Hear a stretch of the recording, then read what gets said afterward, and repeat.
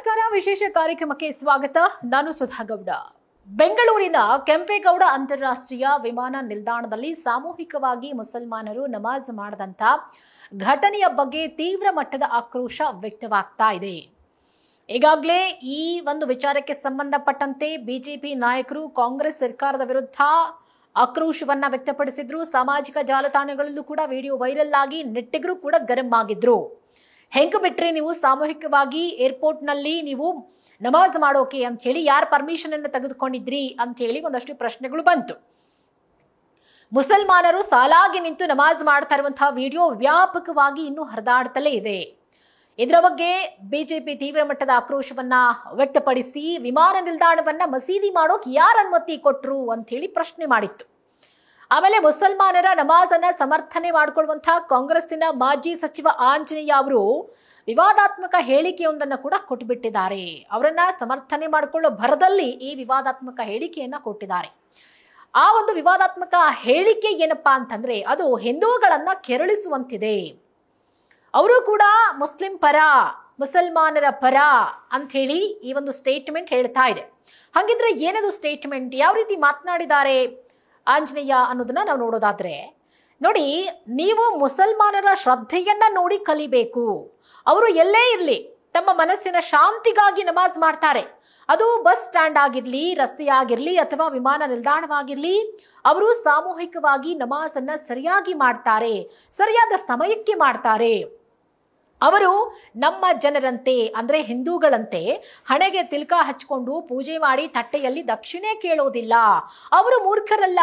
ಬಹುಶಃ ಮಸೀದಿ ಲಭ್ಯವಿಲ್ಲದ ಕಾರಣ ಅವರು ವಿಮಾನ ನಿಲ್ದಾಣದಲ್ಲಿ ನಮಾಜ್ ಮಾಡಿರ್ಬೋದು ಅಂತ ಹೇಳಿ ಮಾಜಿ ಸಚಿವ ಆಂಜನೇಯ ಅವರು ನಾವು ಯಾಕೆ ಇಷ್ಟು ಸಂಕುಚಿತತೆಯನ್ನ ತೋರಿಸಬೇಕು ಅಂತ ಹೇಳಿ ಕೂಡ ಹೇಳಿದ್ದಾರೆ. ನೋಡಿ, ಯಾರು ತಾನೇ ಇದನ್ನು ಒಪ್ಕೊಳ್ತಾರೆ?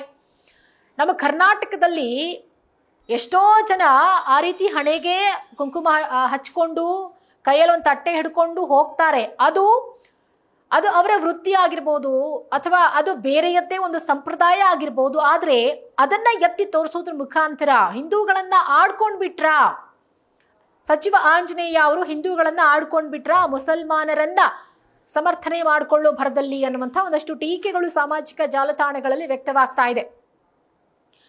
ಮಸೀದಿ ಲಭ್ಯವಿಲ್ಲದ ಕಾರಣ ವಿಮಾನ ನಿಲ್ದಾಣದಲ್ಲಿ ನಮಾಜ್ ಮಾಡಿರ್ಬೋದು. ಯಾಕೆ ಅಂದ್ರೆ ಏರ್ಪೋರ್ಟ್ ಬಳಿ ಮಸೀದಿ ನಿರ್ಮಾಣ ಮಾಡಬೇಕಾಗಿತ್ತಾ ಅನ್ನುವಂಥ ಪ್ರಶ್ನೆ ಬರುತ್ತೆ ಇಲ್ಲಿ.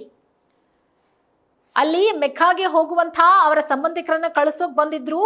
ಅವರನ್ನ ಕಳಿಸಿ ಆದ್ಮೇಲೆ ಅವರಲ್ಲಿ ಸಾಮೂಹಿಕವಾಗಿ ನಮಾಜ್ ಮಾಡಿದ್ದಾರೆ. ಯಾಕೆ ಮನೆಗೆ ಹೋಗಿ ನಮಾಜ್ ಮಾಡ್ಬೋದಾಗಿತ್ತಲ್ವಾ, ಮಸೀದಿಗಳಿಗೆ ಹೋಗಿ ನಮಾಜ್ ಮಾಡ್ಬೋದಾಗಿತ್ತಲ್ವಾ, ಏರ್ಪೋರ್ಟ್ ನಲ್ಲೇ ಯಾಕೆ ಮಾಡಿದ್ರಿ, ಸಾಮೂಹಿಕವಾಗಿ ಯಾಕೆ ನಮಾಜ್ ಮಾಡಿದ್ರಿ, ಯಾರು ಪರ್ಮಿಷನ್ ತೆಗೆದುಕೊಂಡಿದ್ರಿ ಅನ್ನುವಂಥ ಪ್ರಶ್ನೆಗಳು ಬಂದಾಗ ಇವರು ಮಾಜಿ ಸಚಿವ ಎಚ್ ಆಂಜನೇಯ ಅವರು ಒಬ್ಬ ಹಿಂದುವಾಗಿ ಈ ರೀತಿ ಮಾತನಾಡಿದ್ದು ಎಷ್ಟು ಮಟ್ಟಿಗೆ ಸರಿ?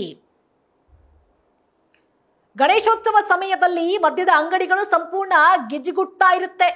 ಗಣೇಶೋತ್ಸವದಲ್ಲಿ ಹೂವು ಮತ್ತು ಹಣ್ಣುಗಳ ವ್ಯಾಪಾರ ಆಗೋಲ್ಲ, ಅದರ ಬದಲಿಗೆ ಮದ್ಯದ ಮಾರಾಟವೇ ಹೆಚ್ಚಾಗಿರುತ್ತೆ. ಅಂದ್ರೆ ಮುಸ್ಲಿಮರು ಅವರ ನಮಾಜ್ ಅಂತ ಬಂದಾಗ ಎಲ್ಲೇ ಇರಲಿ, ಯಾವುದೇ ಜಾಗ ಇರಲಿ, ಕೂತು ಬಿಡ್ತಾರೆ ನಮಾಜ್ ಮಾಡೋದಕ್ಕೆ.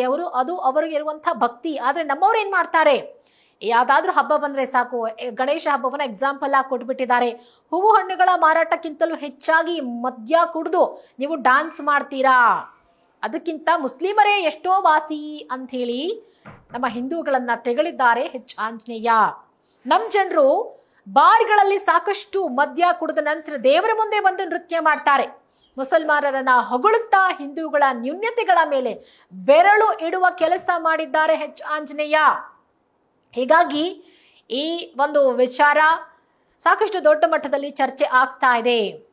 ಯಾರನ್ನ ಸಮರ್ಥನೆ ಮಾಡಿಕೊಂಡ್ರು ಎಚ್ ಆಂಜನೇಯ ಅವರು? ಕಾಂಗ್ರೆಸ್ ಸರ್ಕಾರ ಈ ರೀತಿಯಾಗಿ ಮುಸ್ಲಿಮರು ಮಾಡ್ತಾ ಇರುವಂತ ಈ ಚಟುವಟಿಕೆಗಳನ್ನ ನಿರ್ಬಂಧಿಸದೆ ಹೋದ್ರೆ, ಸಂಪೂರ್ಣವಾಗಿ ಕಾಂಗ್ರೆಸ್ ಸರ್ಕಾರ ಮುಸ್ಲಿಮರಿಗೆ ಸಪೋರ್ಟ್ ಮಾಡ್ತಾ ಇದೆ, ಅವ್ರು ಏನ್ ಮಾಡಿದ್ರು ಕೂಡ ಸರಿ, ಅವ್ರ ಮೇಲೆ ಆಕ್ಷನ್ ತೆಗೆದುಕೊಳ್ತಾ ಇಲ್ಲ. ಅದೇ ನಮ್ಮ ಹಿಂದೂ ಕಾರ್ಯಕರ್ತರು ಯಾರಾದ್ರೂ ಒಬ್ರು ಈ ರೀತಿಯಾಗಿ ನಡ್ಕೊಂಡಿದ್ರೆ, ಅಥವಾ ನಮ್ಮ ಹಿಂದೂಗಳೇನಾದ್ರೂ ಗಣಪತಿ ಮೆರವಣಿಗೆ ಸಂದರ್ಭದಲ್ಲಿ ಡಿಜೆ ಹಾಕಿದ್ದೇ ಆದ್ರೆ ಡಿಜೆ ಹಾಕೋಂಗಿಲ್ಲ ಅಂತ ಹೇಳಿ ಅದನ್ನ ಬೇರೆ ನಿಯಮ ಮಾಡ್ಬಿಟ್ಟಿದ್ದೀರಾ, ಹಂಗೂ ಅದನ್ನ ಮೀರಿ ಡಿಜೆ ಹಾಕಿದ್ರೆ ಬಹುಶಃ ಅವ್ರನ್ನ ಒದ್ದು ಒಳಗಡೆ ಹಾಕ್ತಾ ಇದ್ರೇನು.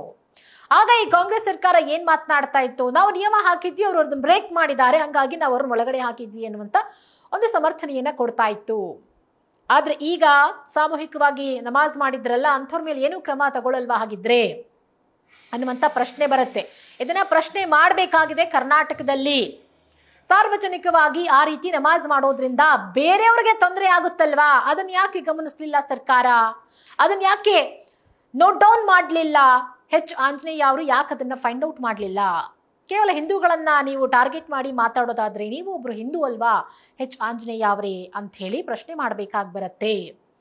ಈ ರೀತಿಯಾದಂತಹ ಪ್ರಶ್ನೆಗಳು ಸಾಮಾಜಿಕ ಜಾಲತಾಣಗಳಲ್ಲಿ ಓಡಾಡ್ತಾ ಇದೆ. ಎಷ್ಟು ಮಟ್ಟಿಗೆ ಸರಿ?